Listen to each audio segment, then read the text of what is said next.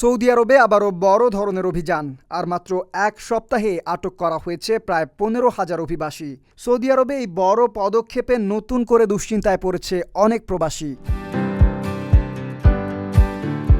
রোববার সৌদি স্বরাষ্ট্র মন্ত্রণালয়ের বরাত দিয়ে গালফ নিউজ জানিয়েছে, গত 16 জুলাই থেকে 22 জুলাই পর্যন্ত পরিচালিত যৌথ অভিযানে মোট 14,970 জন অভিবাসীকে গ্রেফতার করা হয়েছে।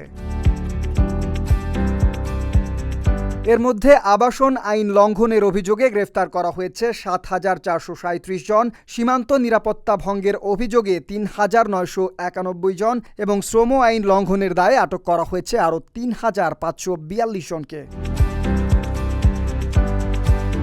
এদিকে অবৈধভাবে সৌদি আরবে প্রবেশের চেষ্টা করার সময় আরও 1,626 জনকে আটক করা হয়েছে। তাদের মধ্যে 62% ইথিওপিয়ার, 37% ইয়েমেনের এবং বাকি 1% অন্যান্য দেশের নাগরিক। শুধু তাই নয়, অবৈধভাবে দেশ ছাড়ার চেষ্টা করার সময় আরও 33 জনকে গ্রেফতার করা হয়েছে। এছাড়া আইন লঙ্ঘনকারীদের আশ্রয় ও পরিবহনে সহযোগিতা করার অভিযোগে 18 জনকেও আটক করেছে কর্তৃপক্ষ।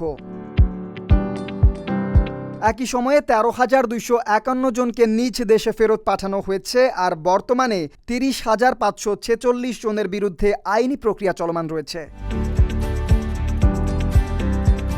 সৌদি স্বরাষ্ট্র মন্ত্রণালয় আবারও সতর্ক করেছে, অবৈধভাবে দেশে প্রবেশের সহায়তা করলে সর্বোচ্চ 15 বছরের কারাদণ্ড এবং 10 লাখ সৌদি রিয়াল পর্যন্ত জরিমানার মুখোমুখি হতে পারে। তাই প্রবাসীদের বৈধ কাগজপত্র ও আইন মেনে চলার আহ্বান জানিয়েছে কর্তৃপক্ষ। কামরান তুষার, ডেস্ক রিপোর্ট, ঢাকা পোস্ট।